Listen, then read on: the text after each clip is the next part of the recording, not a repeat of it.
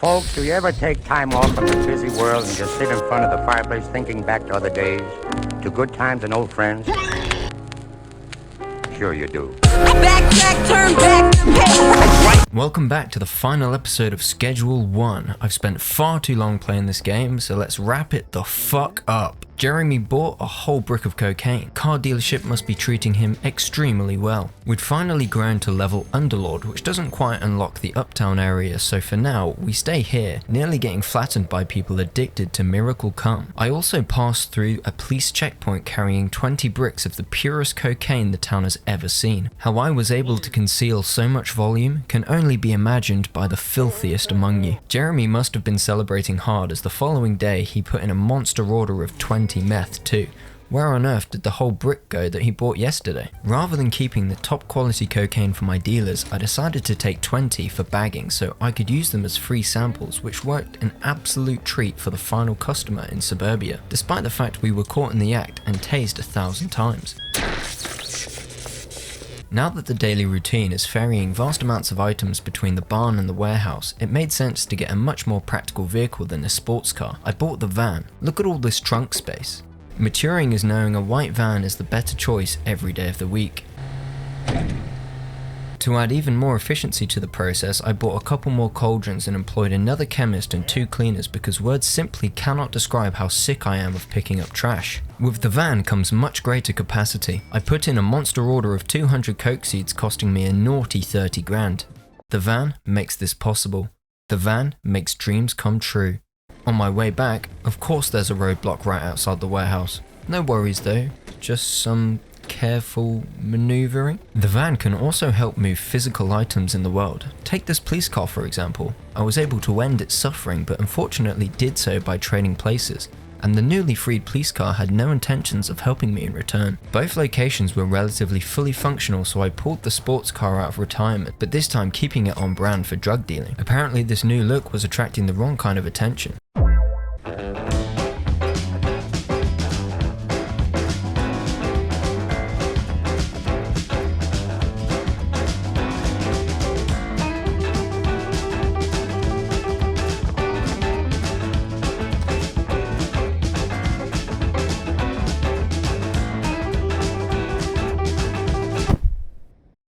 I needed to meet up with the meth supplier, so got my van to tumble over and hastily transport to my destination.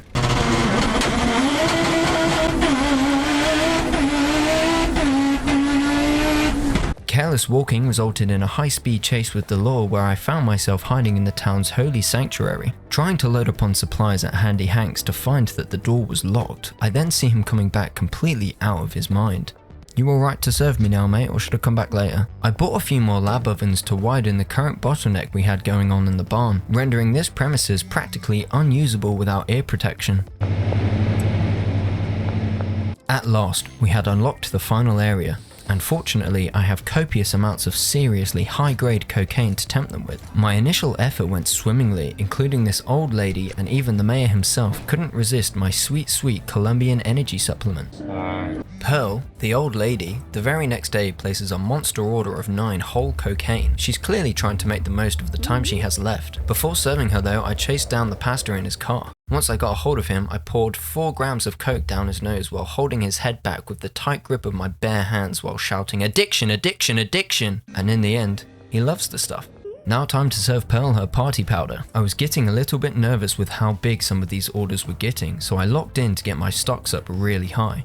Having cooked up a lot, it was time to load up the van once more. There was only one person left to get addicted in this whole town, whose name was Fiona. The first time I tried, her flat seemed to be bugging out, so I confronted her the following day at her place of work. Much to my dismay, she hated the coke. Fortunately, I have the propensity to try every single day until she gives in. In the meantime though, Ray reveals the final dealer and I deal to Pearl in a fucking graveyard. This lady is just fucking living. The next day, Fiona resists once more, and my entire car gets tased. One of my dealers had ran out of stock, so I picked up some more. The next day, Fiona is finally addicted, and I celebrate with a refreshing dip in the ocean.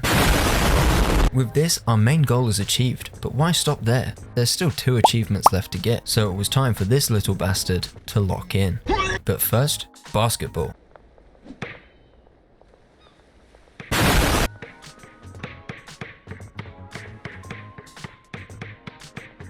Also, I felt it was my turn to crash out in a blaze of glory.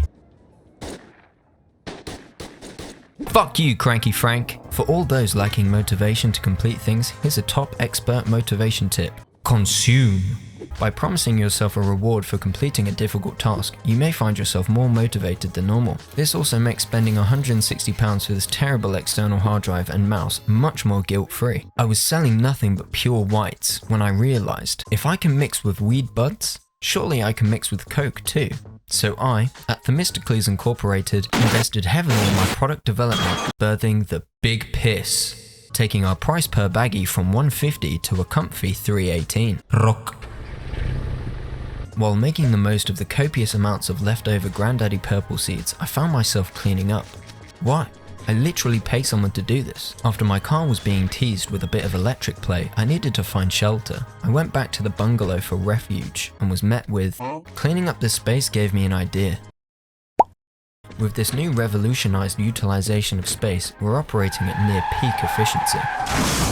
Out of absolutely nowhere, while buying several hundred coke seeds, Mrs. Ming ambushed me. I think it was something about me saying no, I have no drugs, while in the middle of holding hundreds of coke seeds that she just wasn't buying. I proceeded to beat her like an 80s pimp and spread her across Salvador's table as a sacrifice to Pablo Escobar himself.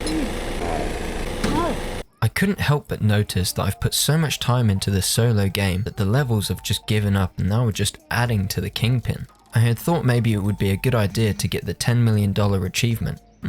But more on that later. I realised I hadn't experimented with mixing meth yet, so I gave it a quick go, birthing sweet dick.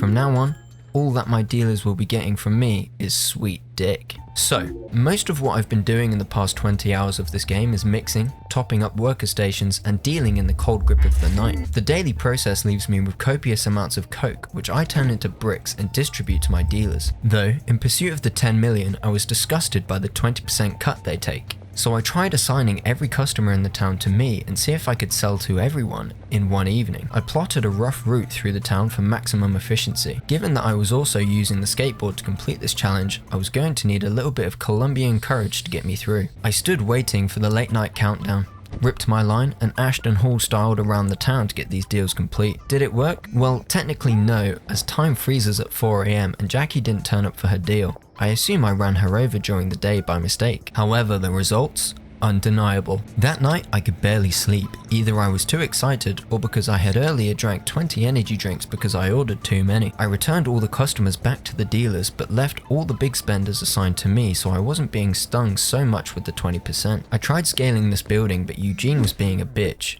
And for the life of me, I could not get on top of this place. I did a bit of research into which were the most valuable side effects of mixing, which led me to the following formula: Cuke, paracetamol, gasoline, Cuke again, battery, horse cum, and then mega bean. Nightmare balls! Coming to a dealer near you for just the small price of $654. Experience your body morph into an unironic zombie, glowing from some of the worst acute radiation syndrome scientists have ever seen. Ever wondered what it's like to see out of one eye? Snort my nightmare balls now! I snorted some before making the product available so that I could advertise it on that night's deals. But in no time, my nightmare balls were all that people were putting up their noses, and the streets peppered with Chernobyl victims and TikTok cosplayers. Even after the effects have worn off, the user appears to have an endless afterglow. Having created the most expensive strain yet and being quite pleased with how terribly we're treating the health and wellness of this town, I was actually making less per day. During the peak of Big Piss, myself and dealers were making a good 60k a day, but with nightmare balls, it's around 40k. So I did the unthinkable. I brought my supplies up to 5 racks worth and started proactively offering out deals, as well as causing zombie apocalypse scares. Just when you thought you were immune from this disease, a cocaine white sports car traps you in a bus stop and out springs a pushing 30s cross-dresser offering you a trade deal you cannot refuse. My prominence in this town can be perfectly summarized by my ability to rip off my own employees with some pre-stepped on drugs. I then found Javier gorming out at this sports car through the window. I took pity. The only reason he cannot afford this car was because I had got him addicted to Miracle Cum, and now my nightmare balls. It's only right I start giving back to the community, so I bought him the car in hopes to teach him the lesson that good things come to those that buy my drugs. I was now spending too much time on this game and wanted to start working on my long list of other projects and get back to some Rome Total War. I needed to come up with a way to end this game, so much so that it's worthy to sit on this channel. I started embarking on a well-earned crash out where I ambushed the police and took refuge in the warehouse. Jesus, did they just let a shot off? No, Tabas, you can wait.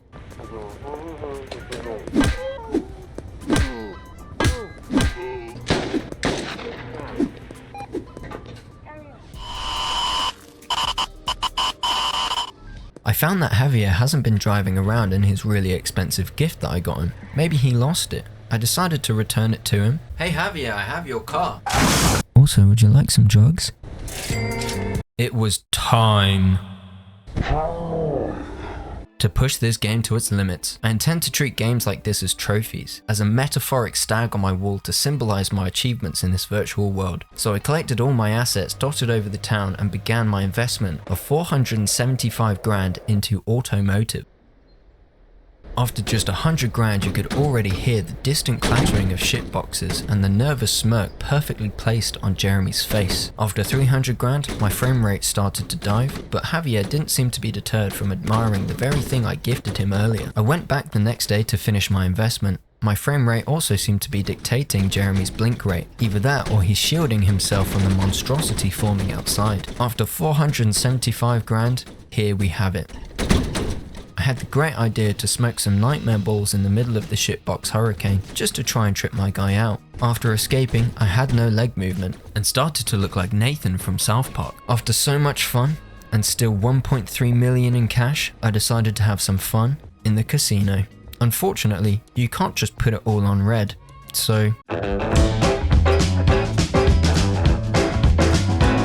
And with that, I conclude our Schedule 1 journey. Finally, I'd like to thank this month's mildly concerned bystanders, and the UK government for likely blocking this content with ridiculous and outdated legislation.